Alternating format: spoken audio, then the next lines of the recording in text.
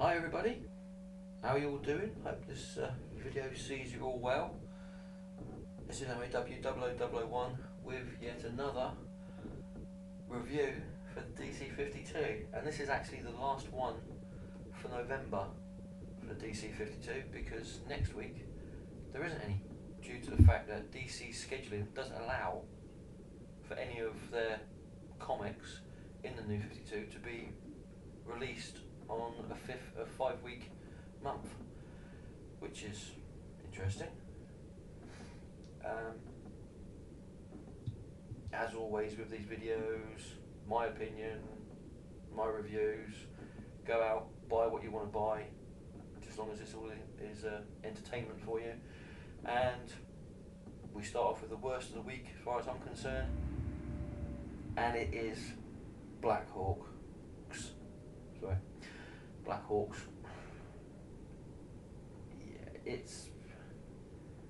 it really is pointless to buy this comic. I am tempted to see. There's part of me that wants to not review the bad ones because I don't want to seem like I don't like reading comics. I do like reading comics. I love reading comics. It's just unfortunate that a lot of the comics that DC are bringing out now aren't that good. Yeah, Blackhawks. What can I say that I haven't said already? Not much really. It is a poor man's G.I. Joe. A very, very poor man's G.I. Joe. You know, it's really not worth even bother picking up at all, ever. And another comic exactly the same is Voodoo. It seems that this week, this month in fact, seems to be the DC crossover month. You've had the first 2 issues of each comic where you've been allowed to at least try to understand the main character. Now this month seems to be the month where they bring in their big guns to help bolster the poor comics that they've brought out already. And Voodoo is one of those poor comics. This one has the Kyle Rayner Green Lantern in it. He doesn't really do anything for this comic's reputation. It is a bad comic. It is poorly concepted. Quite frankly, I can think of better things to do with paper than actually have this comic printed on it. You know, it's just not good at all. And I Vampire. Words that I can describe I Vampire with: bites, sucks, sort of vampire-ish sort of words, and not in a good way either. The artwork in this comic really makes the non-existent story hard to follow in any case. I understand they're trying to do this as grim and gritty, but there is Grim and Gritty, which was done really well by Frank Miller, and then there's this, which is just, I've seen mould grow on walls more artistic than the artwork in this comic. If you want to get a vampire comic, go get a Buffy comic from Dark Horse because they're pretty good. This one, no, rubbish. And you didn't really think a Scott Liddell comic was going to be any higher than this, did you? Teen Titans, another poorly concepted comic by Scott Liddell. He really does not seem to understand the characters that he's writing for, and the new characters that he's bringing in, I really don't care about. The new character, you can see him on the cover there, the guy with the purple sort of like, looks like energy fists, and he has had such an impression on me that I can't even remember the character's name, and I only read the comic a few moments ago. You know, obviously this comic is going to be crossing over with comics like Superboy, and I believe there was another comic as well it was supposed to be crossing over with, I can't remember what it was. But really, no, steer clear of this. The Savage Hawkman, The only thing I can think of that's savaged about this comic is the character Hawkman. He was quite a hard character to understand in any case due to the constant reboots and reimaginations of the character in the past by DC. Now he is just completely incomprehensible. You have no idea where this character is coming from. The artwork in it is quite shoddy, quite frankly. It's just a real shame because there have been some pretty good. Hawkworld was a really good series that had Hawkman in it. What else was there? There was the 1990s Hawkman series as well, which was really good. This series, not good at all. Batman, not Legend of Dark Knight, sorry. Batman, The Dark Knight. Yeah,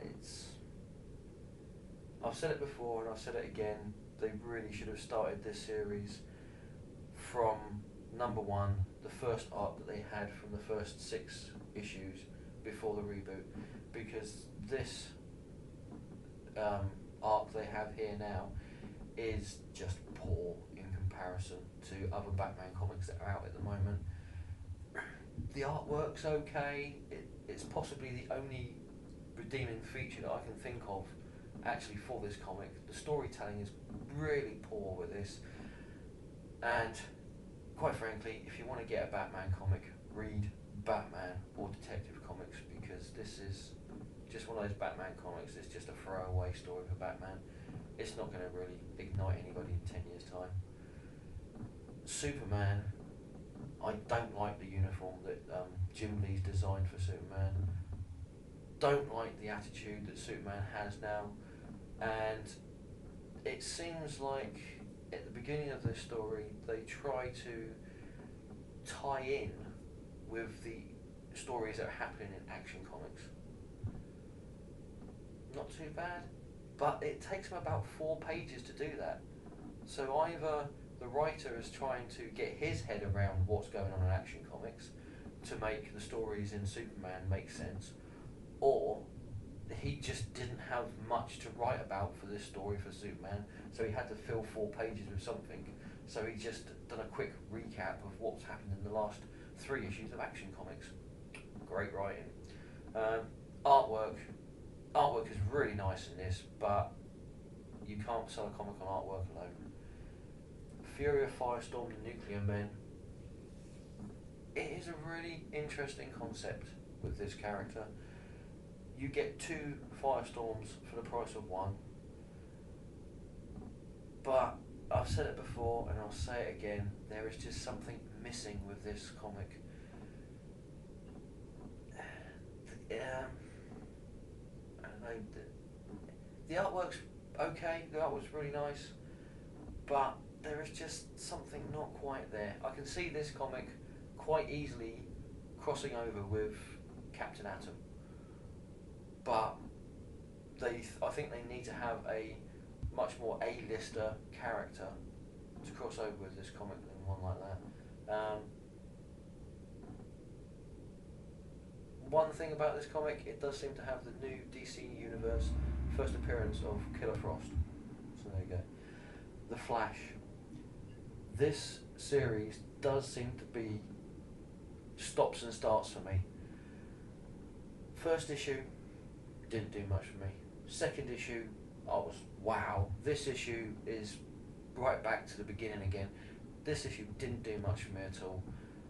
The artwork was okay, the story was alright, but it wasn't as good as the second issue.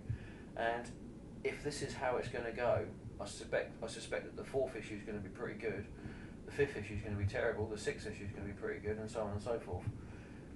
You need more stability in a story to grab the audience. If you haven't got that stability, people are going to not bother buying it.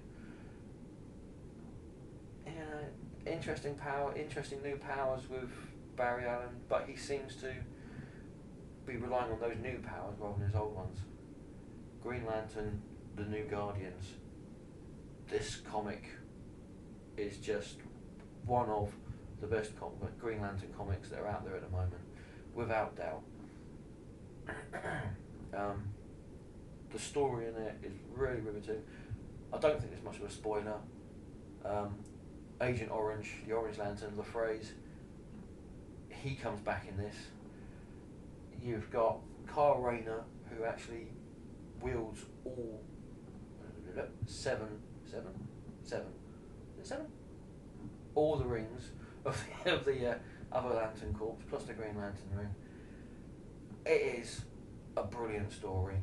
The artwork in it is gorgeous, and quite frankly, if you want to read a Green Lantern comic, read this one, because the writer actually does seem to grasp, who the character of Kyle Rayner is in this one. Aquaman. This is the best comic that Jeff Jones is writing at this time. Okay? Forget Green Lantern, because it looks like Jeff Jones is bored with that. Forget Justice League, because that's all fur coat and no knickers. All la-di-da and no sustenance. This comic will have you riveted from page to page. Aquaman. Jeff Jones is actually doing what he said he was going to do with Aquaman. He is making him an A-list superhero. This comic is fantastic. If you haven't bought Aquaman yet, really try and pick up the first 2 issues and buy this one as well, because it is absolutely brilliant. Totally. This is Jeff Jones at one of his best. Okay? Buy it. All-Star Western. I've said it before, as with all the other comics I've said before, this is just a fantastic comic. I don't think I've actually seen Jonah Hex portrayed like this before, ever. Well, maybe apart from when he first appeared in the Western comics and in his own comic at the beginning, in the 70s and early 80s and that.